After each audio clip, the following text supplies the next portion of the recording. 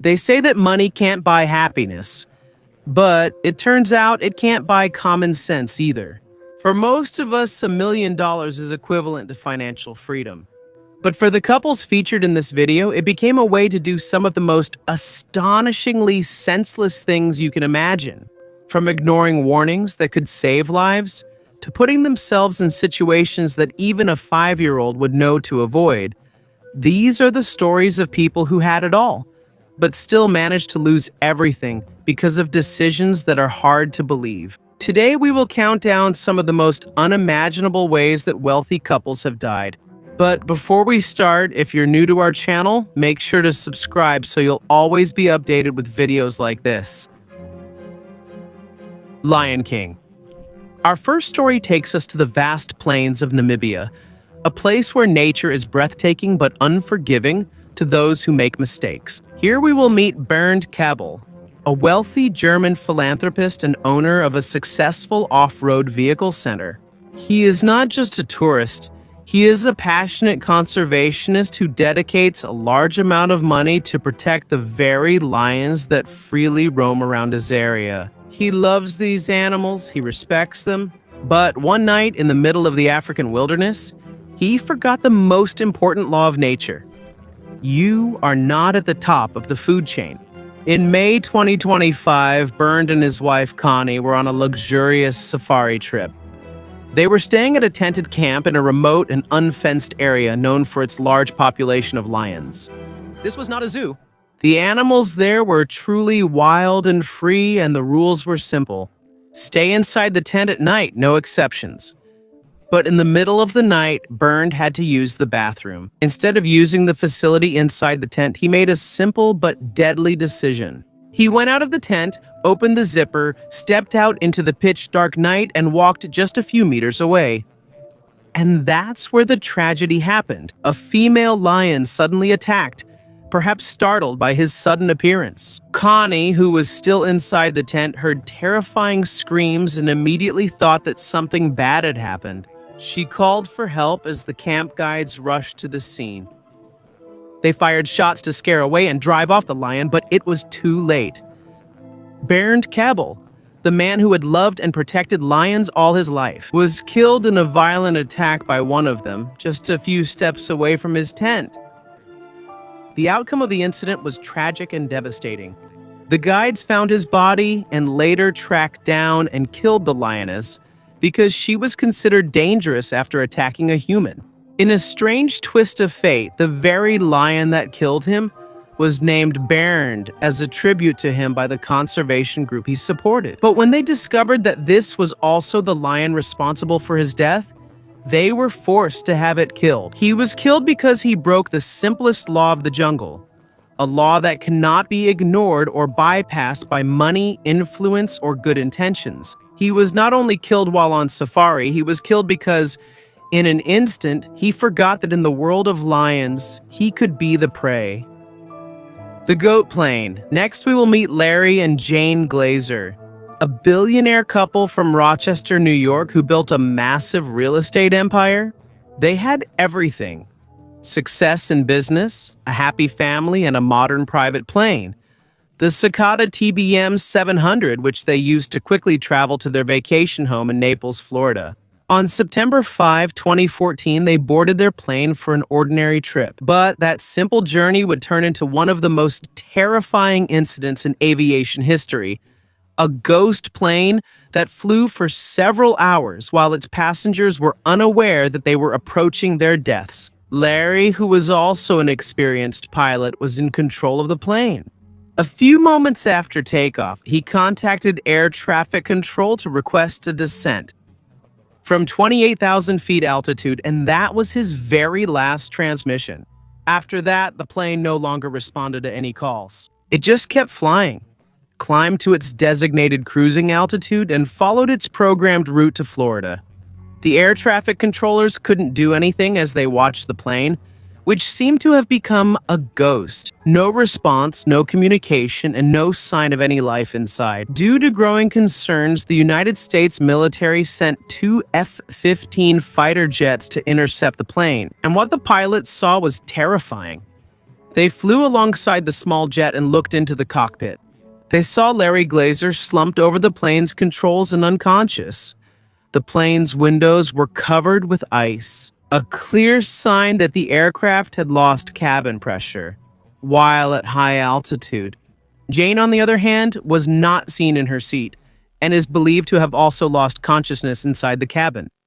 At that point, the fatal mistake had already been made.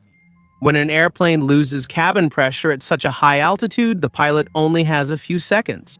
Maybe 30 to 60 seconds to put on an oxygen mask before hypoxia starts to set in. At first, it causes confusion and a false sense of security or euphoria.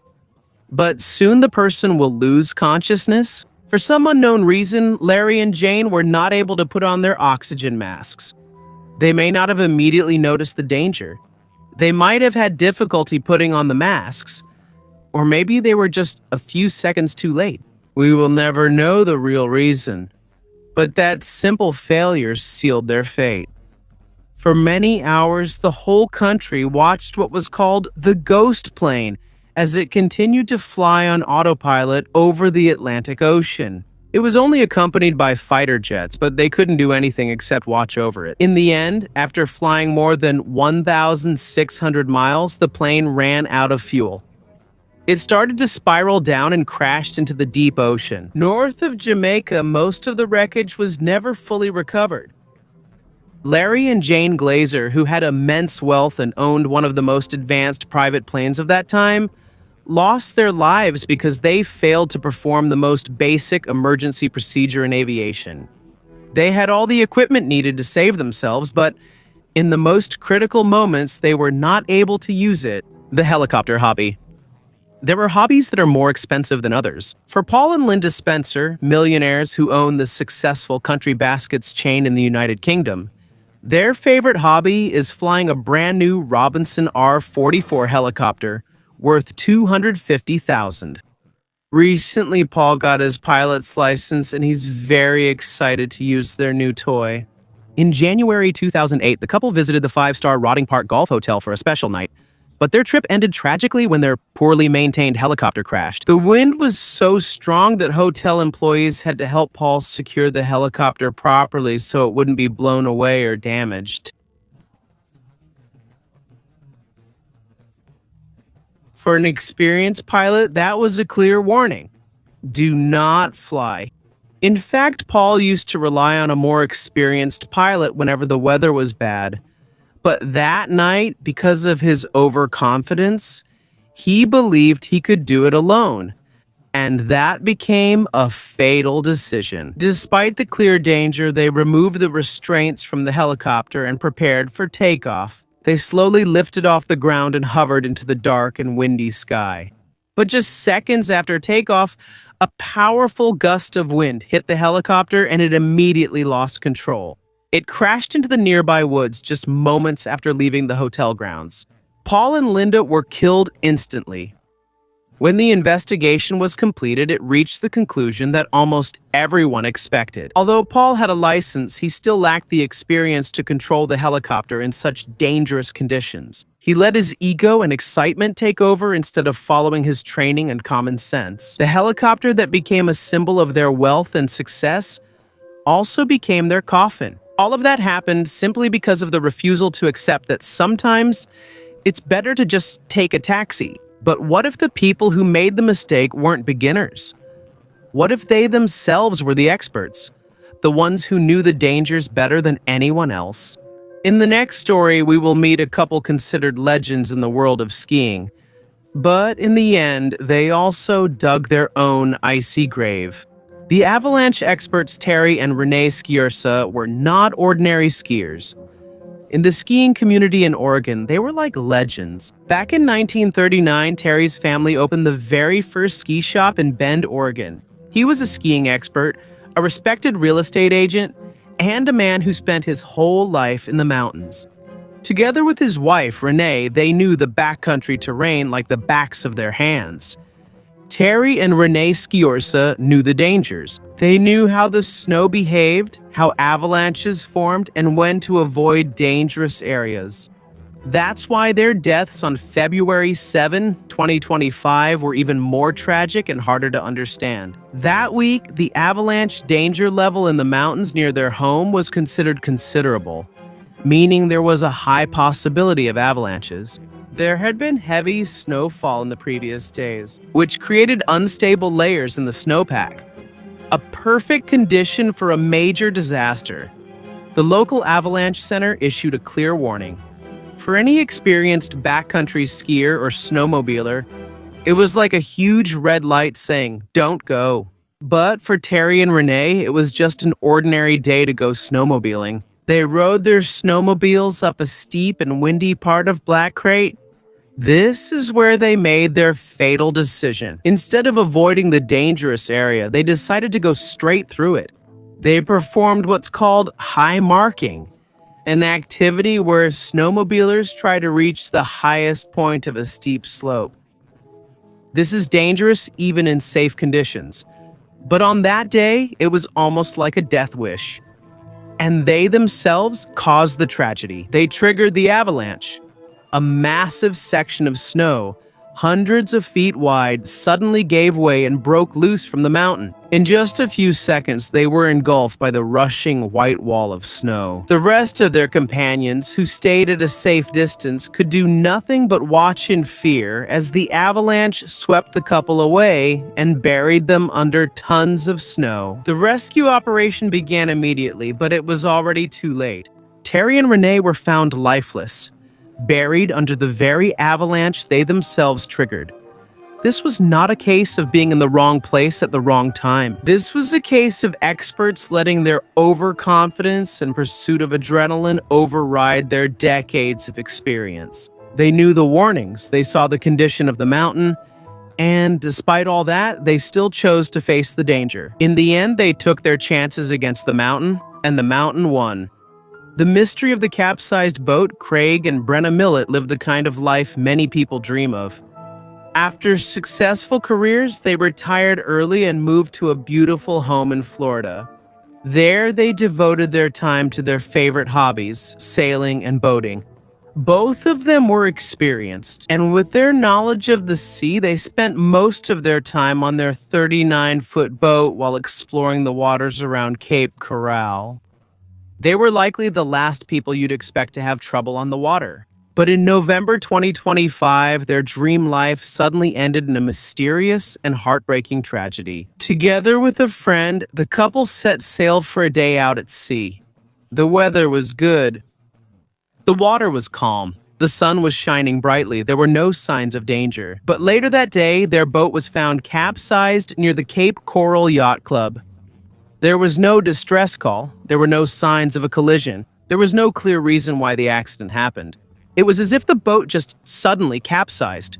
Craig, Brenna, and their friend were nowhere to be found. What's even more puzzling is their experience. They were not beginners. They had been sailing for years. So what really happened? The investigation is still ongoing, but the main theory focuses on a simple mistake that often happens even to the experienced ones. It's possible that the weight distribution on the boat wasn't right, or maybe they made a sharp turn while it was moving fast. A 39-foot boat doesn't just capsize in calm waters. It usually takes a serious error in judgment. Is it possible that the weight of the passengers shifted too much to one side? Or maybe Craig tried a dangerous maneuver to show off. We may never know the whole truth, but one thing is clear. No matter how skilled or experienced you are at sea, just one moment of carelessness or overconfidence can lead to tragedy. The investigation into the case of Craig and Brenna Milletts is ongoing. But one thing is clear. They had the experience, they had the right equipment, but that wasn't enough to save them from a simple mistake involving physics and balance. A mistake that turned their favorite hobby into their final destination. We've already seen how lack of experience and overconfidence can lead to tragedy. But what happens when you combine immense wealth with complete disregard for the power of nature? The $40 million Coffin. Our last story is perhaps the most extreme example of combining immense wealth with dangerously poor decision-making, and it ended in one of the most terrifying ways imaginable. This story involves Jonathan Bloomer, former chairman of Morgan Stanley International, and his friend Mike Lynch, a businessman in the field of technology. In August 2024, they were aboard the Bayesian, an extremely luxurious super yacht worth around $40 million for a vacation along the coast of Italy. The yacht was like a floating palace, a symbol of power, success, and wealth beyond the reach of most people. But on that day, danger was approaching. While the guests were enjoying themselves, a powerful storm was slowly forming. The Weather Service had already issued a clear warning about the possibility of a severe downburst, a sudden burst of extremely strong wind from the clouds that can generate force similar to a storm. Even the captain of a nearby vessel sent a warning over the radio and urged them to seek shelter. But this was ignored, and that became the fatal mistake. A dangerous combination of overconfidence and underestimating the danger. It appears that the crew, and perhaps even some of the wealthy passengers, believed that their enormous and expensive yacht was enough to withstand any storm. So, instead of avoiding it, they continued their voyage straight into the heart of the storm. And then the downburst came. It struck with tremendous force, and the 150-foot super yacht, which once seemed invincible, quickly lost the fight. In just 16 minutes, the massive vessel capsized and sank. Chaos immediately took over. Out of the 25 people on board, 18 were rescued from the raging sea, but 7 people were unable to get out. Among them were Jonathan Bloomer's wife, Judy, and Mike Lynch's daughter. And this is where the real nightmare began. They didn't drown right away. Instead, they found themselves trapped in air pockets inside the capsized yacht. Surrounded by darkness more than 100 feet under the sea. Their prison was a $40 million coffin. For many hours, they waited in the darkness. The air was slowly running out.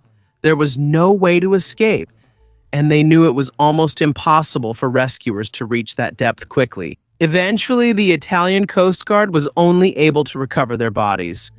According to reports, some of them did not die from drowning. They died due to lack of air, as the remaining oxygen inside their underwater prison slowly ran out.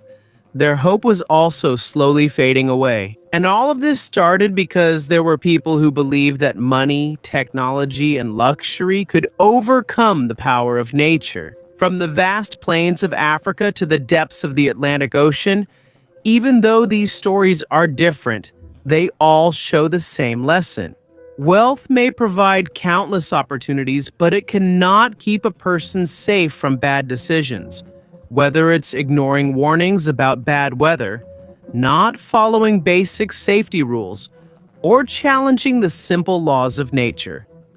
One wrong decision is enough to erase the results of a lifetime of hard work and success. In the end, it's not money that determines a person's safety, but the decisions he makes every day. Of all the stories we've discussed, which one amazed or surprised you the most?